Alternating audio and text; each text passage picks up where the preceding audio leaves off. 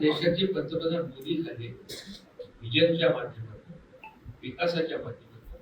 हे मी अशासाठी आपल्याला सांगितलं की दादांना अचूक माणसाची समज त्याला आपल्याला जबरदस्त. कोविडचा मगाशी त्याचा उल्लेख केला आप्पांचा तो सगळ्यांचा.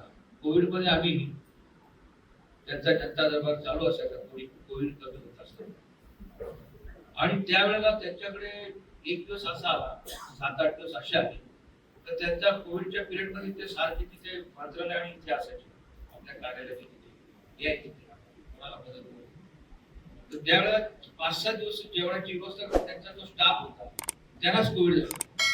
जेवण आणायचं कोणाकडनं, करायचं कोणाकडनं.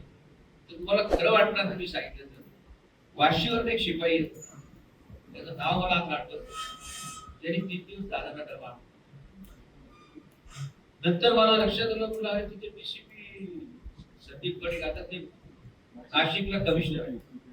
त्या डीसीपीला मी म्हटलं, डीसीपी साहेब दादांना जरा टीपी करू, आपल्या तिथे कमिशनर आहे का तो आहे, त्याला जरा टीपी द्यायचे आपल्याकडे त्याच्याकडे कुणीच नाही तिथे जेवण मास्क लावून आणि आपल्याला सुद्धा परमिशन तिकडे जायला होतं. त्यांनी 3 दिवस डबा दिला.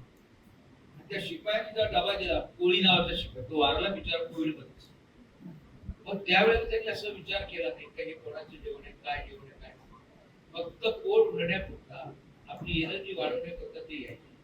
आणि एक दिवस मला अचानक कोविड झालं, मला फोन आला, तुला काय अक्कल आहे काय, तुला सांभाळता येत नाही. मी आपलं गप्प राहिलो, शांत राहिलो,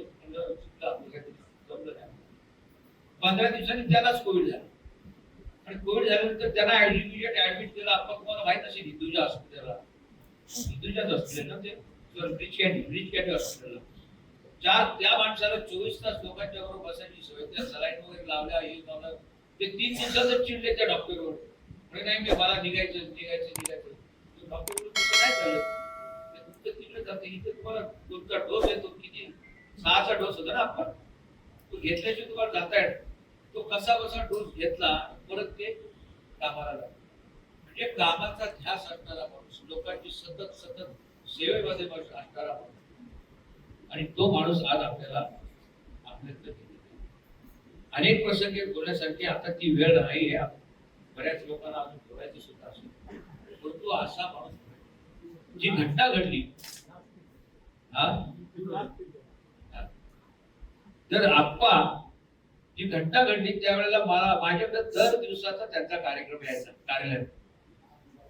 तर मनवे म्हणून त्याचा ड्रायव्हर कम शिपाई सर्वच बघायचा.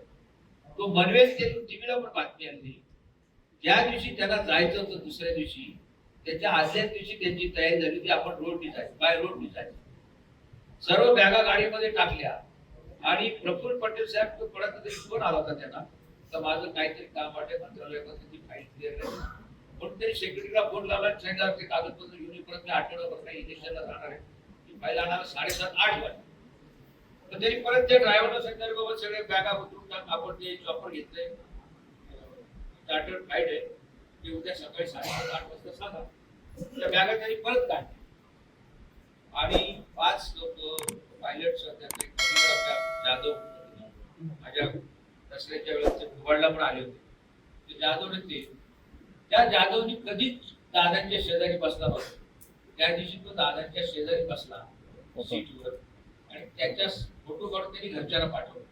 तो फोटो आज व्हायरल जो होतो ना त्याचा फोटो. त्याला कधीच आयुष्यात वाटलं नाही का माझं असं झालं दादांच्या. आणि बोलता 9:15 मला फोन आला, तुम्ही कुठे आहे? मला माहितीच नव्हतं काही. मी त्या गार्डन मध्ये घरी गेलो होतो. तुला काय झालं? काय होतं, तुम्ही बोगेला फोन, बोगे म्हणजे दादांचे प्राक्ष. मग काय झालं? टीव्ही लावलं तर अपघात कसं दाखवतो, मी फोन लावतो, तो दादा गेला. म्हणजे काय झालं? तुझा ऍक्सिडेंट झाला. काय झालं काय? तो विमान आपलं पेटलं. मला 2-3 तास काय समजेल ना काय करावं. कारण ज्याच्या सहवासात गेली 40 वर्ष बोलायचो, 4 दिवसात 5 दिवसात 2 दिवसात रोजच कधी लोक ज्या दिवशी जायचं त्याच्या आदल्या दिवसाच्या आदल्या दिवशी प्रत्यक्ष भेटलो आणि अचानक गेलो.